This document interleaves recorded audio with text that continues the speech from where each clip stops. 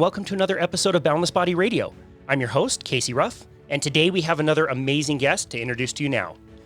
Dave McGillivray is a race director, philanthropist, motivational speaker, author, and a seriously accomplished athlete.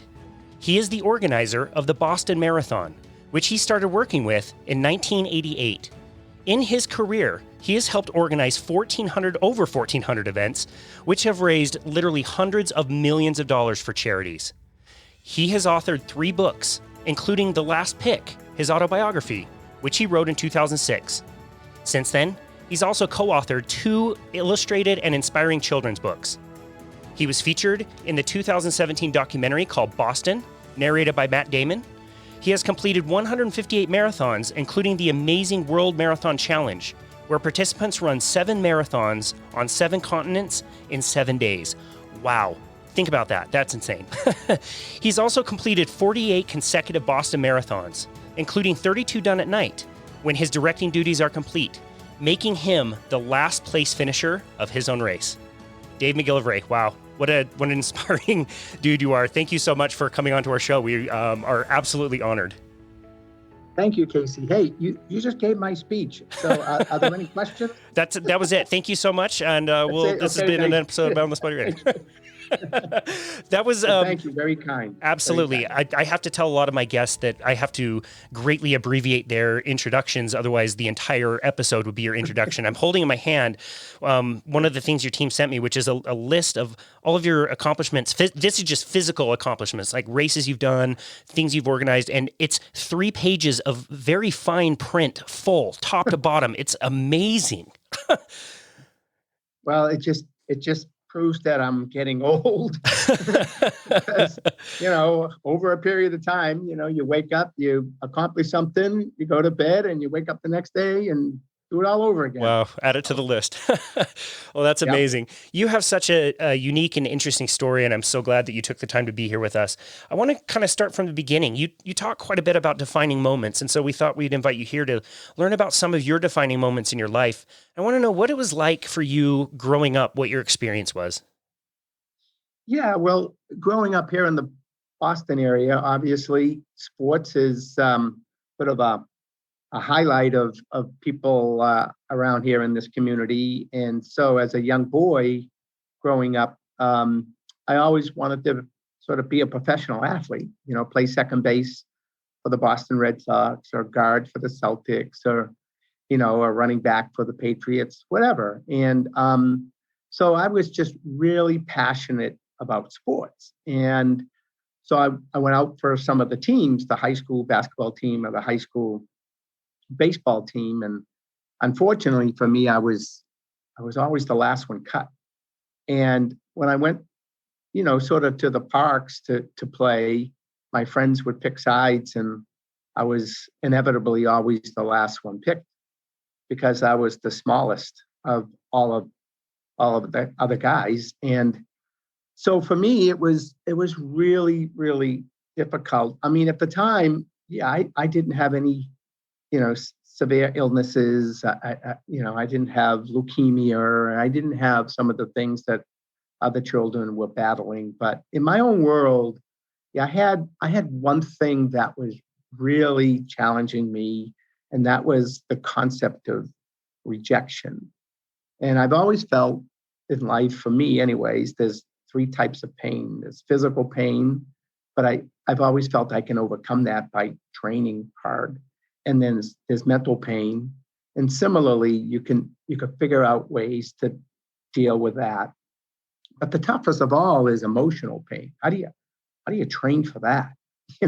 How do you ward that off? And it's not easy. So in always being the last pick or always being cut from the teams when I wanted to so desperately play was a defining moment in my life. And I remember going out for the high school basketball team for the final time, and I get cut at the end, and the coach comes up to me, puts his arm around me, and he looked down at me. Well, everyone actually looked down at me, but and he said, "Dave, if you were 5 inches taller, you'd be my starting guard." And that really hit me.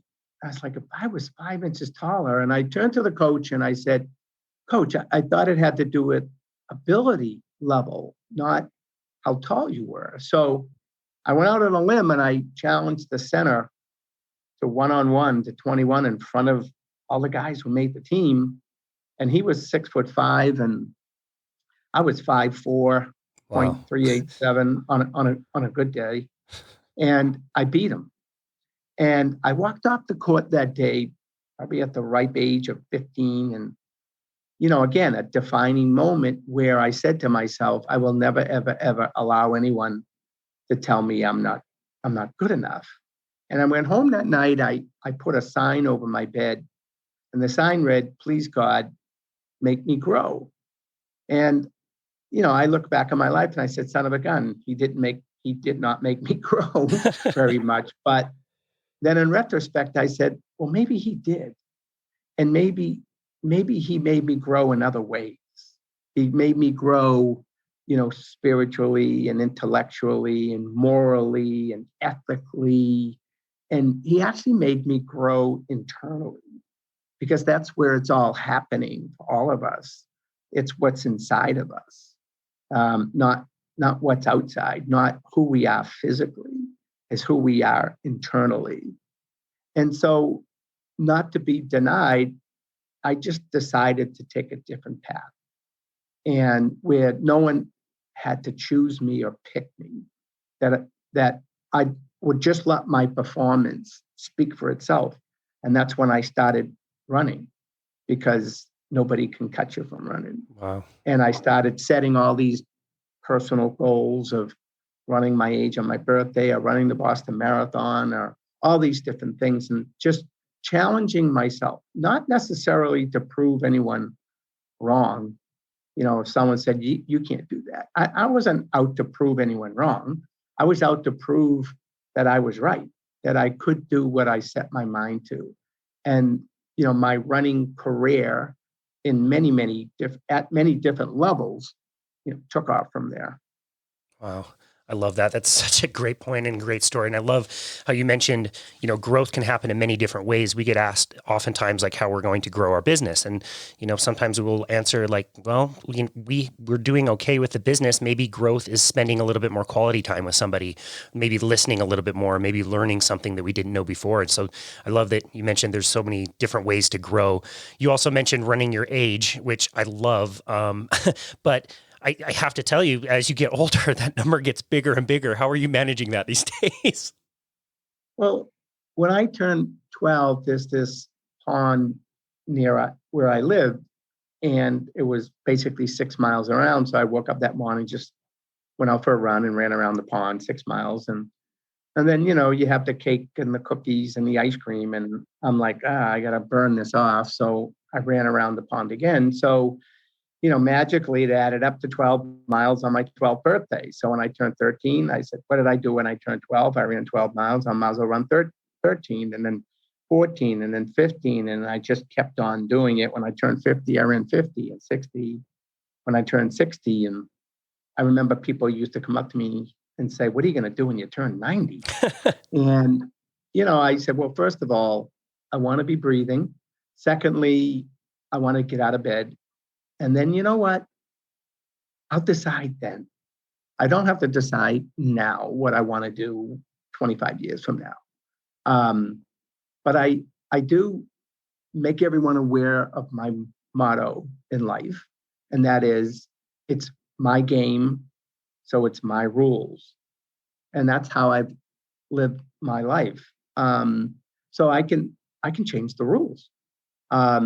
And so I was never in fear of my goal of running my age on my birthday, because at some point in time, I said I can change the rules. So yeah, I mean, the beauty about it is it's very personal. It's a connection with the past. It keeps me honest, keeps me motivated. My birthday's in August, so I train throughout the summer, knowing that it's about to approach. And, my little rule is I don't have to actually do it on the birthday. I did for 40 years, but now it's give or take a couple of days, depending on what's going on in my life or what the weather might be. I don't want to be foolish and hurt myself. So I want to set it up for success, not failure. Love that. Yeah, I've been doing it for 54 years. So cool. I love that. That's a great story. We are recording at the end of March 2021, and we try to release episodes every 2 or 3 days, and it just so happens, based on timing. This was not planned, just based on timing. This episode is going to come out on the third Monday in April. I couldn't have picked a better time. That is the day that the Boston Marathon is run, the race that you have done consecutively, that you've organized for so many years.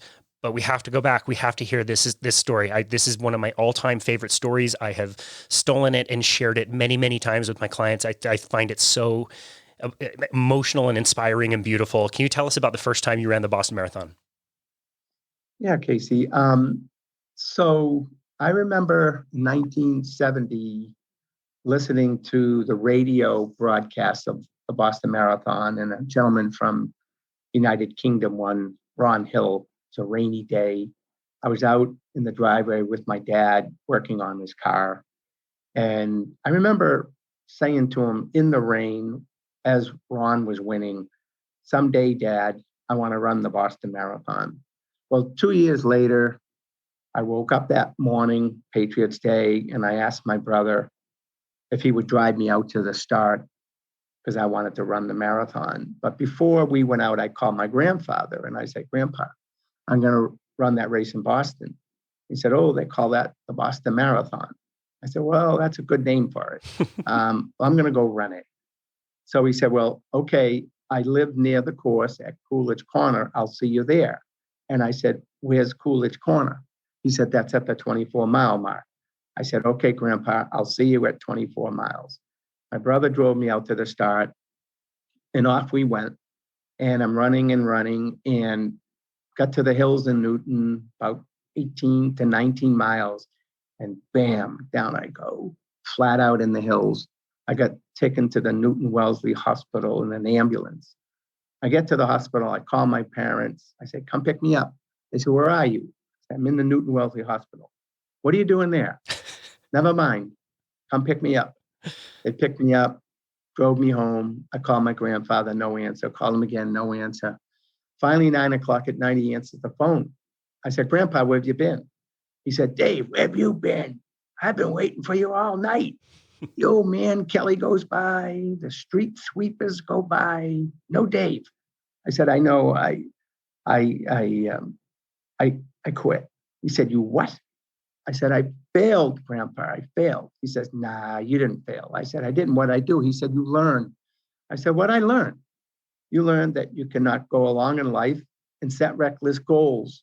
You had no business being in that race. You didn't train. You didn't do the work. You didn't earn the right." He said, "I'll cut another deal with you." I said, "What's that?" He said, "You train." Now there's a novelty. You train. Okay. And I'll be there waiting for you next year. I said, "Deal." 2 months later, my grandfather died. And I just said, I have to do this in honor and tribute of the lesson he taught me. So I trained. And I was running 120, 130 miles a week. And the Boston Marathon came in 1973. I was 18 years old. And the day before the race, I got sick. And my parents said, "You can't run." I said, "I have to run. The newspapers are saying Dave running in memory of grandfather." They said, "Well, you're too sick." I said, "Well, can you give me something that very few other people have ever given to me before?" They said, "What's that?" I said, "A chance." Because Mom and Dad, isn't that all any of us ever want in life? Is a chance? Just let me toe the line. So they said, "Okay," and drove me out to the start in Hopkinton. And I took off. And I get to 5 miles and I was toast. Like I shouldn't be here. I was so sick. But I kept going. And then I get to the halfway point and I saw my parents. And there's my mother on the side. And what's she doing? She's crying. Why? Because that's what mothers do. They cry because they're going through more pain, worrying about you than you'll ever experience. That's But right. then there's my father, and what's he doing? He's taking pictures of my mother crying. And I'm like, okay, I got to keep going. I'm vindicated. Go, go, go. I kept going. I got to the point where I dropped out the year before in the hills in Newton. And I'm doing the survivor shuffle over the hills. And I get up over the hills. And finally, I pass Boston College and bam, down I go again. 21.5 miles. I'm out. I'm sitting on the curb, head between my legs, just saying, what a loser. Here I want to be an athlete. I want to be a professional athlete. And I'm always the last one picked. I'm always the last one cut. I drop out of my first Boston. I drop out of my second Boston. You know something, maybe this wasn't meant to be. And then another defining moment happened in my life. And unbeknown to me, I turned around and I'm sitting on the curb in front of the Evergreen Cemetery where they buried my grandfather. And there's his tombstone. I can see it from the road. Wow. And that son of a gun said he'd be there. Now, he wasn't there physically, he was there spiritually, because it's not all about the physical person, right? So I picked myself up and I finished my very first marathon, my very first Boston Marathon in 4.5 hours. And I vowed on that day, Patriots Day, 1973, that I was going to run this race every year for the rest of my life in honor and tribute the lesson my grandfather taught me, the very important lesson in life, that you have to earn the right to do these things. And I've run the marathon now for the last 48 years. Wow. This is such a beautiful story. I love it. I love that phrase, earn the right, do the work, do the practice to be able to show up in life. It's so amazing.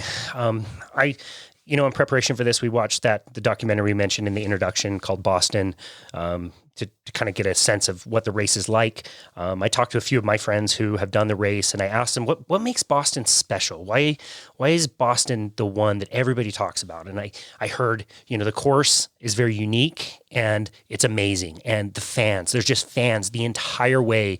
And you go through all these different towns and cities and the hills. And tell me a little bit about what makes Boston so special to you. Yeah, sure. I mean, first of all, it's the oldest continuous marathon in the world. So it's history, it's tradition.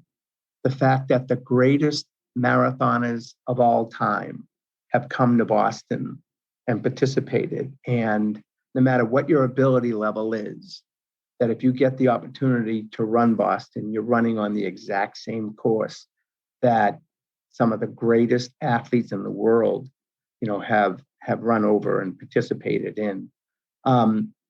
Certainly the character of the course itself, it's just the point-to-point aspect, the downhill at the beginning, running through the 8 cities and towns, all residential communities, people, coming out of their houses on their porches, having cookouts on their front lawn.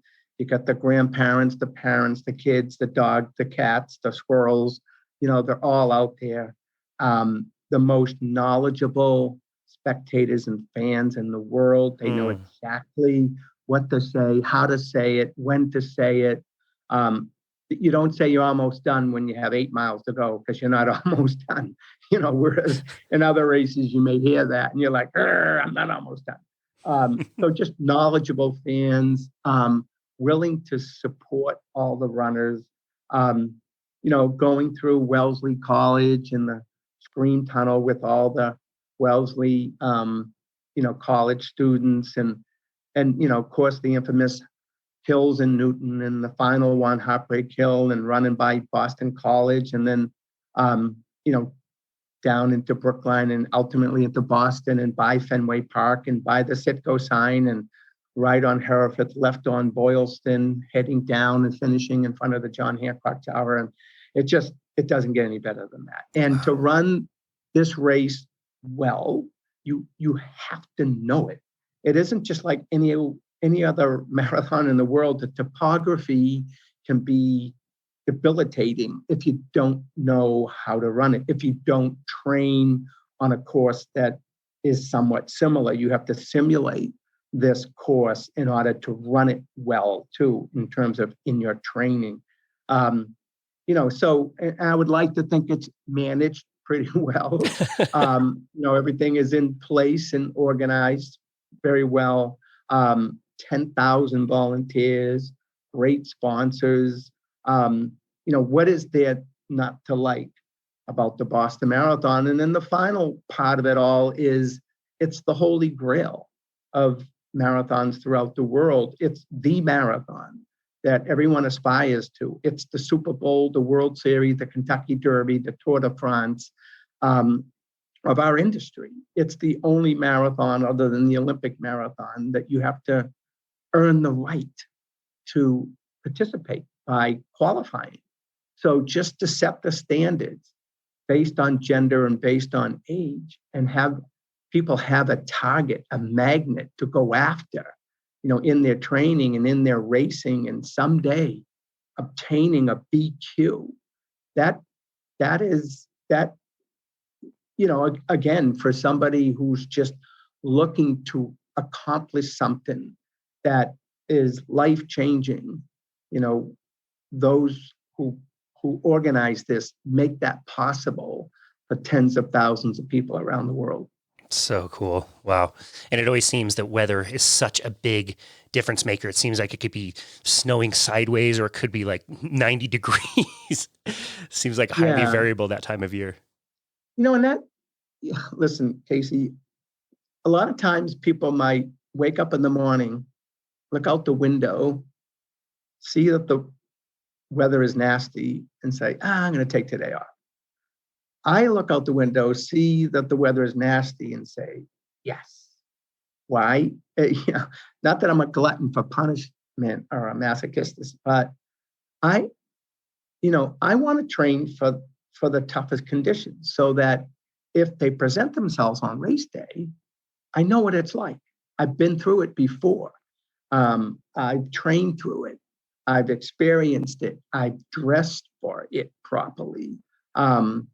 So to me, it almost doesn't matter what the conditions are on race day, because I feel like I've already worked really hard at acclimating myself to any type of conditions that Mother Nature might throw our way. And we certainly have experienced all of it, as you have said, being in the early spring here in New England. You can get anything from, almost snow, but typically not snow, but you can get some really nasty, cold, rainy weather, or it could be a scorcher like it was in 2012 and be like an inferno and so hot that, you have to make a conscientious decision. Is this something that's safe for you to do? So yeah, that's a huge part of, the overall challenge of the race. Wow. Yeah, that's a lesson I had to learn the hard way. As a teenager, I was living in a town kind of in the desert, and I was training for mountain bike races. And it wouldn't rain very often, but when it did, I didn't want to go train. I didn't want to get muddy and, dirty up my bike. And so, I'm training for this one particular race and never had ridden in the mud. And sure enough, wake up that morning and it's snowing in the desert, and it is muddy and wet. And I did horribly because I've never trained in those conditions. So I think that is so smart. I wish you could travel back and help me out, my 18, 19-year-old self. Let's go back to you. So you're running the marathon every single year, and then they offer you the position. I think it was a technical director before it was the race organizer, but that to you would be sorry, go ahead.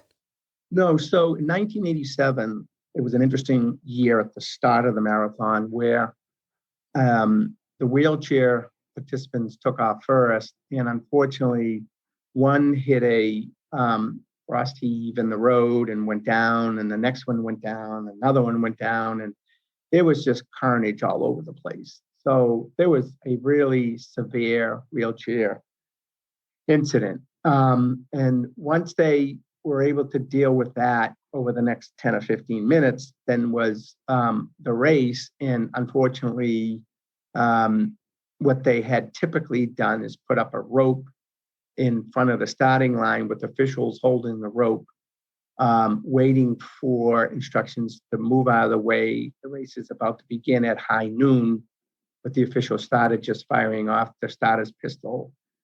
Well, whatever the miscommunication was, the official shot the gun off and the rope was still there and runners were tripping over the rope at the start. Oh, wow. Again, two significant incidences at the start in 87. So in 88, the BA decided maybe they should, bring someone in that is going to look at this a little closer and make sure that something like this never happens again. So that's how I was hired initially, is to take care of the start. And what I did with the wheelchair athletes is, because the beginning of the marathon is about a 200 to 300 foot drop from the start to about the half mile point, I just thought maybe if we slow them down, even if they hit a pothole or something, it won't be as severe.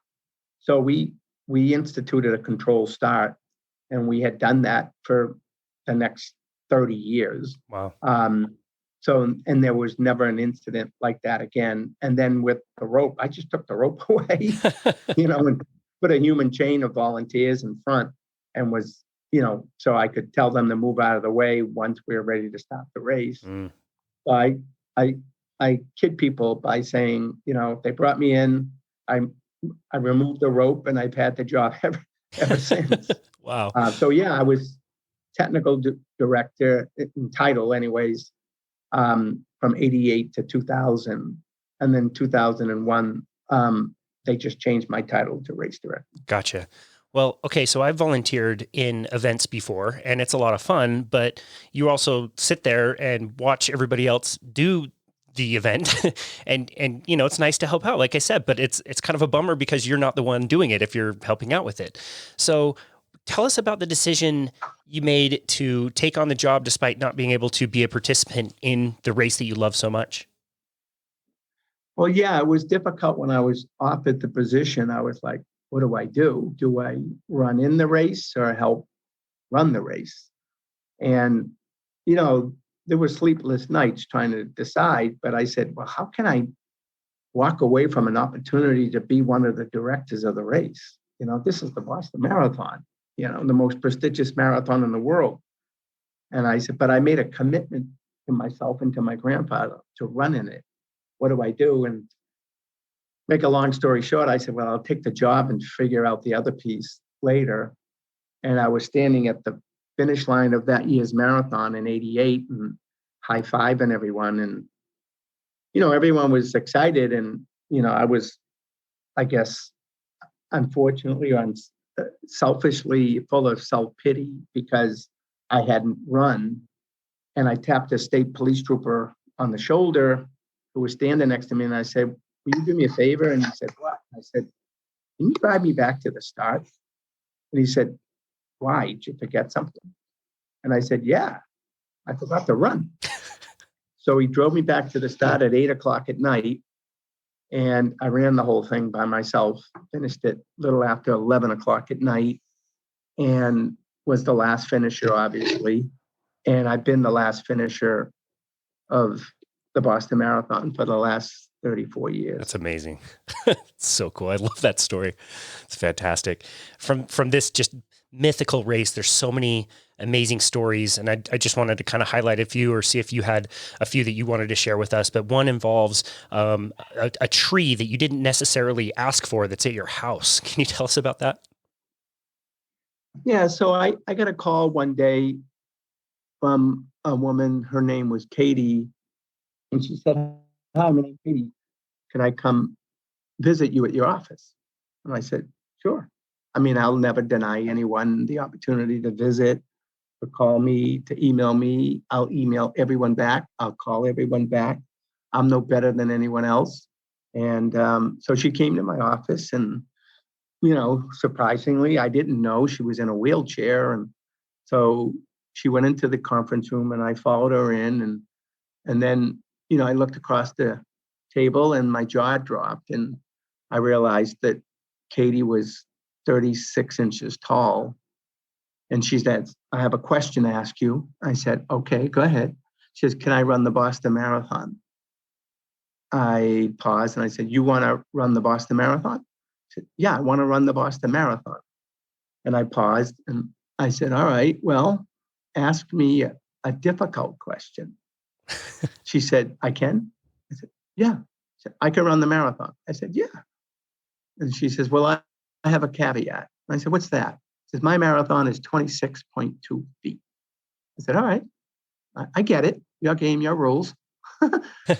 So she trained like the Dickens, in her walker and all, and marathon day came and helicopters are flying and, 20,000 runners are getting ready. And I barricaded 26.2 feet from the starting line down the course.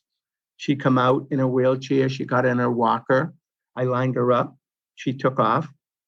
Took her about 7.5 minutes to do the 26 feet.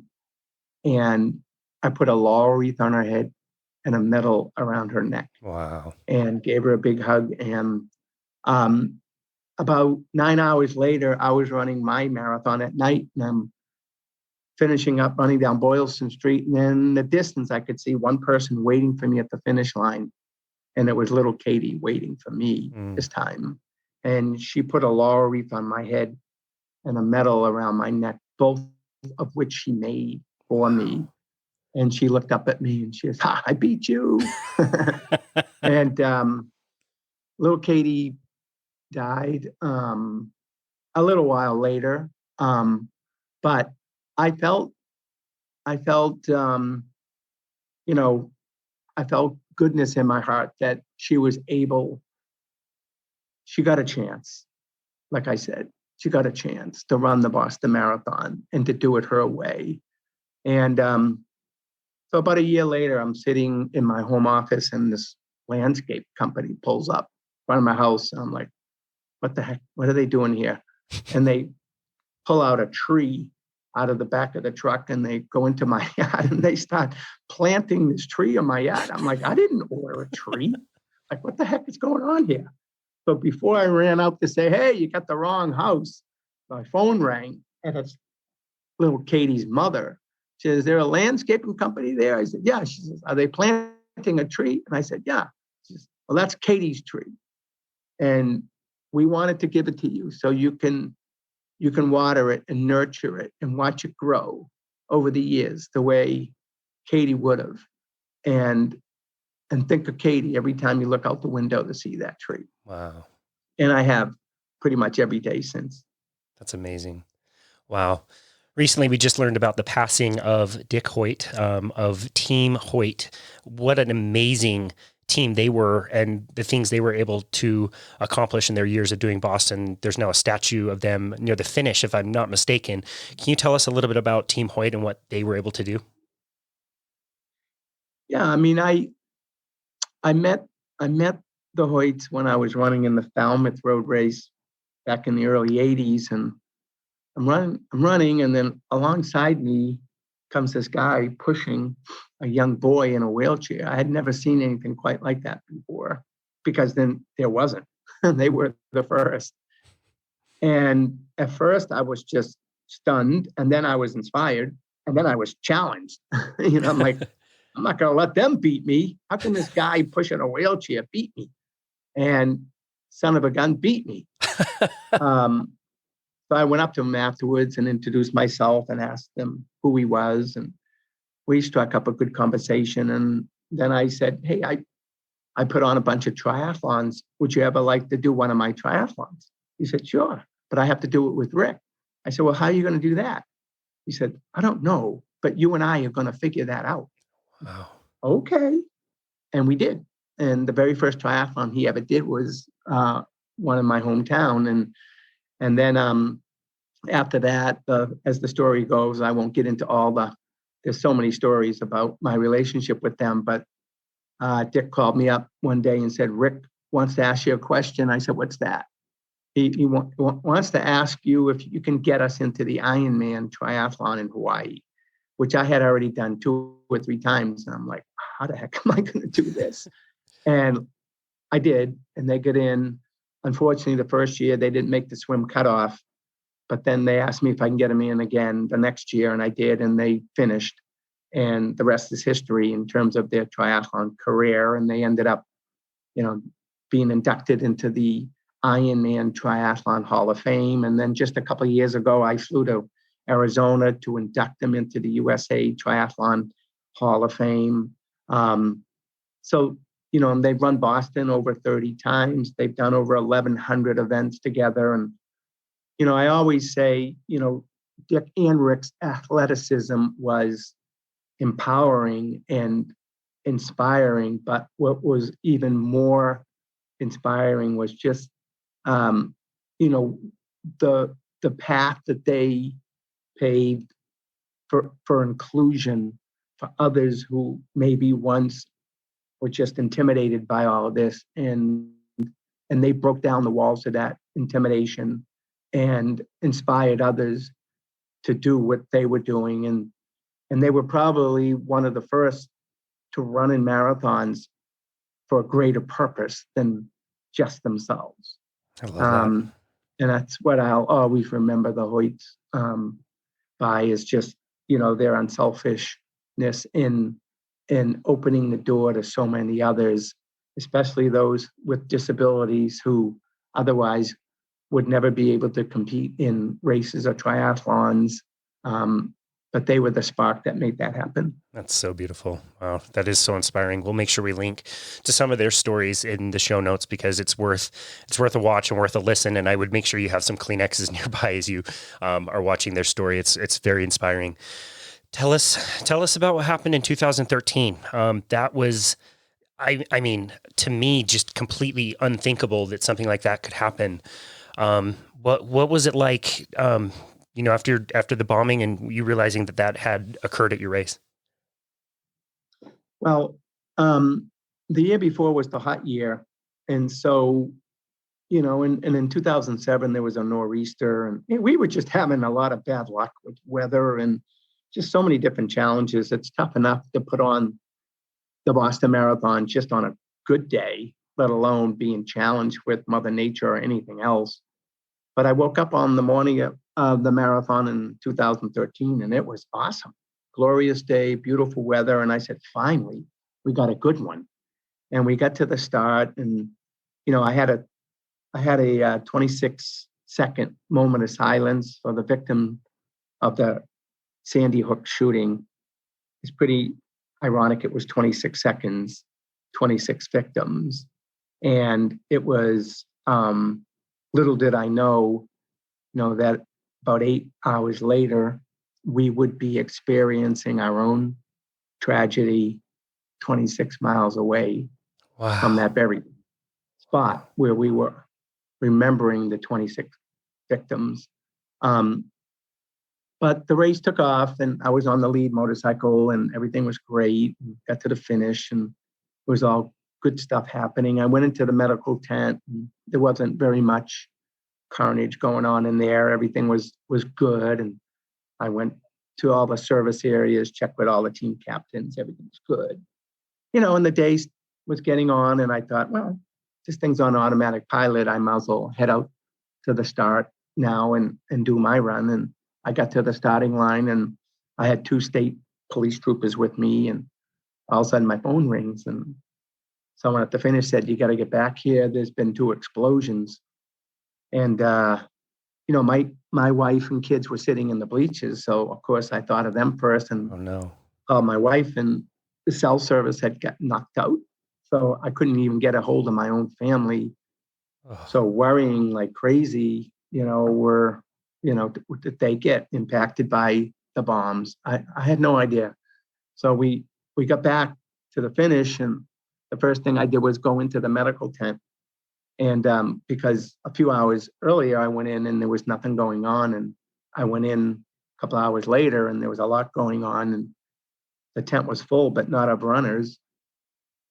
So I left the tent to go find my family, and I went to go up to the finish line, and a police officer stopped me and said, "Hey, where you going?" I said, "I'm going up to the finish to find my family." And they said, "You can't go up there." I said, "Well, I'm the race director. Here's my ID." And he said, "It's not your race anymore." Wow. I was like, huh?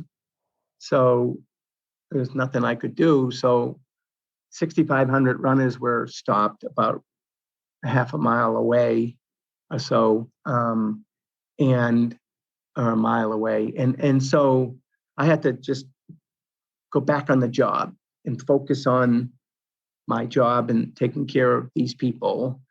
And so the day went on and a lot of things happened, but generally that was sort of my experience. And I didn't actually go home for a couple of days because I was just busy dealing with all of this. And when I got home, obviously my family was able to evacuate and they were safe. Good. And my 7-year-old son come up to me and he gave me a hug and he said, "Dad," said, "I never want you to direct that race again." I mean, my 7-year-old associated my job with danger for the first time. So it was emotionally difficult, because you realize that not just those who were physically impacted, um, sort of had to deal with this, is a lot of people were impacted, even my own family. But a couple months later, after we started to recover and all that, my son come up to me and said, "Hey, Dad, remember I told you I never want you to direct that race again?" I said, "Yeah, Luke, I remember." He said, "You know why?" I said, "Why?" He said, "Because I want to direct it." And Wow. it kind of said, all right, so we persevere, we recover, we get stronger, Boston strong, and even my son. And even to this day now, he is an amazing runner himself right now. He's 15. He's a freshman in high school. He's setting freshman records. He's like the second best freshman in the state. And, I go back to that moment and I thought, not only will he never come back to the Boston Marathon, he'll probably never run and never want to be around crowds again in his life. But now he's stronger than ever. Wow. That's super inspiring. So 2020 rolls around, it's wintertime, starting to prepare probably for 2021 more than you are at 2020 at that point. But things are starting to kind of change and something comes along. And, I think by March of 2020, most people realized that things were going to be different for a little while. So when was it for you that you started to realize that 2020 may or may not happen? Well, I think it was first the announcement by the governor and the mayor that we would have to postpone the Boston Marathon. And I think that just opened everyone's eyes and made us all realize, see, if we got to postpone the marathon, what about all the other events? I had 35 events. My company, DMSE Sports, we're consultants to the BAA. We're not employees, so I have my own business and we direct a lot of races, and we had 35 of them lock and loaded for 2020, and one by one, they just all went over the cliff on us. And throughout my entire 40-year career, 1,400 events, I always felt that this industry was bulletproof. That nothing would ever bring us to our knees. It's the type of industry that people gravitate to in good times and in challenging times. You go to yourself, because really what our industry, in my mind, is all about is, well, it's funny because when people used to say to me, "What do you do for a living?" I used to mumble I was a race director, and they're like, "What is that? What do they do?" Chalk mark in the road, yell go. And now when people say to me, "What do I do for a living?" I say I help raise the level of self-esteem and self-confidence of tens of thousands of people in America. That's perfect. Because that's what we do, right? And so I thought by virtue of the fact that that's what this industry does, it's never going to go away. And then this pandemic comes along and it just knocks us to our knees, and all my events are gone in a matter of a month or two. And I'm like, now what do we do? And after, again, being full of pity, I said, put your big boy pants on and figure it out. People are dying, people are sick. So you lost a couple of road races. Get over it, figure it out. What are your assets? What are your skill sets? Are they transferable? Of course they are. So we pivoted in the word of 2020. We pivoted and we started doing outdoor drive-in movies, and we started doing COVID test sites and renting our road race equipment to restaurants for outdoor dining. And we started doing outdoor graduations for schools. And we just started cobbling up some business so we could keep a pulse. But then the winter came and all that went away. And then it's like, uh-oh, now what? And we were very fortunate that we got a phone call from an organization called CIC Health here in Boston. And they were retained by the Commonwealth to stand up 2 mass vaccination sites here in Massachusetts, one at Gillette Stadium and one at Fenway Park. And they said to us that they need what they called logisticians. I never knew I was a logistician, but I guess I am. They want operation people, logistical people, people who know how to move masses of humanity. That's what we do. And I said, sign us up. So we stood up Gillette, we stood up Fenway, and then we opened up the Reggie Lewis Center in Roxbury, and then we just opened up the Heinz Convention Center just the other day. And what's ironic about that is, what we're doing now is probably way more critical and valuable than what we were even doing before. And what we were doing before was critical and valuable to society, but keeping people healthy, keeping people alive, and even helping to bring back our own industry. The more shots in the arms we can give, the quicker we're going to be back out on the road running in road races. So it just seemed, appropriate that we do this. Yeah. But now we're at the Heinz, and in a couple of weeks, it would have been the Boston Marathon if this pandemic wasn't here. And at the Heinz, at the Boston Marathon, we would be giving out bib numbers to all these runners. And now at the Heinz, during the week leading up to what would have been the Boston Marathon, we'll be giving out vaccine shots. Wow. To run to people. But what's interesting too is that because our race was postponed till October, the idea now is to give out the vaccine shots in April so we can give out the bib numbers in October. I love that. Wow. Yeah. I love that. That's great. That's great. Yeah, I read that article that kind of talked about you kind of managing those sites, and you're right. It was a year of adaptation and people needed to pivot, and what a great use of your resources and a new job title that you didn't know you had. That's great. Exactly. Super. I'm genuinely curious about this. 7 marathons, 7 continents, 7 days. How is that even possible? What was that like for you? Well, again, having run across the United States in 1978, averaging 40, 50 miles every day. So it's almost running 2 marathons a day for 80 straight days. I ran up the East Coast of America, averaging about the same. My point being is I've covered the distance, day after day after day throughout my career. Although, I was at this time now 63. I hadn't run back to back, marathons or 20, 30-mile days like I had when I was in my 20s and 30s. But I still felt like I could train myself and earn the right to do this. So when I was given the opportunity, I said, before I decide to do it, let me see if this is doable for me. So one week I went out and I ran a marathon in my neighborhood on Sunday, and then Monday I ran another marathon, and Tuesday I ran another marathon, and Wednesday I ran a half, Thursday a half, Friday a half, and Saturday I finished up with running the Boston Marathon course. So I ran 4 marathons and 3 half marathon distances in a week. Wow. For training, and I said, I think I can do this. So I committed to it.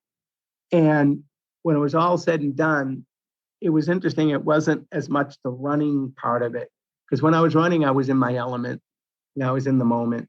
But it was the rat race in between, jumping on a plane, flying all the way to Antarctica, get off the plane, run a marathon in Antarctica, get back on a plane, fly to Cape Town, South Africa. The difference in temperature is about 80 degrees between 5 degrees in Antarctica and 85 degrees or whatever in Cape Town, and you're running a marathon like 10 hours later. And then you jump on a plane, and we flew to Perth, Australia, 12 hours on the plane. So you're recovering at 35,000 feet. So, obviously that's difficult, sitting in a chair, a seat on a plane for 12 hours and trying to recover from just having run a marathon or 2 or 3 or 4 or 5 or whatever. So we did Perth and then Dubai and Asia, and then Lisbon, Portugal, Cartagena in South America, in Colombia, and then finished up with a marathon in Miami. So yeah, 7 marathons, 7 days, 7 continents. What's the big deal? No big deal. No big deal. Wow, the logistics of that are just mind-boggling. That is an amazing, it is. Amazing accomplishment. Amazing they can set it up. I know it's a very limited number of people that ever do it, but yeah, that is such a cool thing. We've talked about you organizing the race. We've talked about and all the races that you organize, all the money that you have raised for charities, all the races that you participated in yourself. When you look back on your life at this point, what are you the most proud of? I think it's given people an opportunity to feel good about themselves. I know when I was a young boy, and I just wanted a chance, and I feel like I was just getting rejected at every turn. But then ultimately I did get a few chances, and I seized the moment. And for me, putting on these events, that's how I feel. What I'm accomplishing is giving other people a chance to be able to do this. I mean, people say to me all the time, "What's the toughest part about running a marathon?" And I always say the toughest part is signing the application, because you have to have courage and guts to do that, to make that commitment. But then, as my grandfather says, you have to earn the right to do it. So you got to do the work. And once you do the work, then you toe the line, you answer the gun, you run the course, you cross the line, you get your medal, and magic happens. You go home feeling good about yourself. And there's nothing more powerful in this world than to feel good about yourself, because it's the foundation by which we accomplish anything in our lives. Mm-hmm. And I just feel like by giving people this opportunity, that they can accomplish something. It's interesting. I do a lot of motivational speaking, and a lot of times a kid might say to me, "What do you want to be when you grow up?" And I'm like, "Well, what makes you think I want to grow up?" But what do I want to be when I grow up? That's a good question. And then I say, I was driving down the highway one day, and I saw a billboard, and the billboard had one word on it, and the word was accomplisher. And I said, that's it. It's exactly what I want to be. I just want to be an accomplisher. I want to set a goal, work hard, earn the right, do it, check it off, move on to the next one. I just want to accomplish things in life. I want to make a difference. So, that's what's important to me in life. Well, you've certainly made a difference. You've written 3 books. Is that correct? Yeah, it's actually 4 now. My last one was, it's actually launching it in 2 weeks. It's called Finish Strong. And it's about the 7 marathons in 7 days on 7 continents. Oh, cool. Wow. So it's 3 children's books, and then, my original book, The Last Pick. Gotcha. The Last Pick is great, and I'm so glad you wrote it, but I'm also really, really glad you decided to write the children's book. And I want to talk about a particular challenge in the book, Dream Big. Can you tell us what that challenge is? Yeah, well, when I decided to write the children's books, I didn't want children just to read it, say, oh, that was nice, put it down, and then, go play ping pong or something. I want there to be some, action as a result of it. And so at the end of each of the books, I have what's called Dream Big, marathon challenge. And it's running 26 miles, reading 26 books, and doing 26 acts of kindness. So it's the three pillars of what I consider important points in our lives. 26 miles, health and fitness, 26 books, education, 26 acts of kindness, giving back. And do it over whatever period of time, a month or 2 months, whatever it takes. And if a kid does it and fills out the form, then they mail it to me and I mail them a medal. And I have thousands and thousands and thousands of kids across this country doing the Dream Big Marathon right now. Wow. I love that. What a great call to action. This has been such an amazing conversation, and we have just barely scratched the surface of your life and everything that you've done and all the joy and cheer that you've spread all over the world. I'm going to ask you, what is one simple thing that you'd want somebody to take away from this conversation today that they can apply in their life? Well, a couple of things. One is, I think the worst injustice we could ever do to ourselves is to underestimate our own ability level, and that those who say it cannot be done should not interrupt those who are doing it. And in these times, given what's going on now with this pandemic, I do truly believe that the comeback is always stronger than the setback. And I think such will be the case for all of us. Yeah, I agree. It's nice to feel optimistic after that year. It was so hard on so many people, but feeling like we might be on the other end, and you certainly are doing your part in helping out and spreading your word and helping people get vaccinated. It's such an honor to have you on the show and to be able to talk to you. You're somebody I followed for a long time. And again, I just think it's such a wonderful message to share, and earning the right is just such a, important thing that, needs to be spread around. I really love that. Tell us where people can go to find you if they want to connect with you. Just our website, www.dmsesports.com. So dmsesports.com. Awesome. That's great. We will link to that in the show notes. Dave McGillivray, thank you so very much. Again, we're so grateful for you, for all of your work, and for taking time to be on our show today. You're such an inspiration, and it's an absolute honor to have you on. Thanks so much, Casey. Appreciate it. Same here. Absolutely. And this has been another episode of Boundless Body Radio.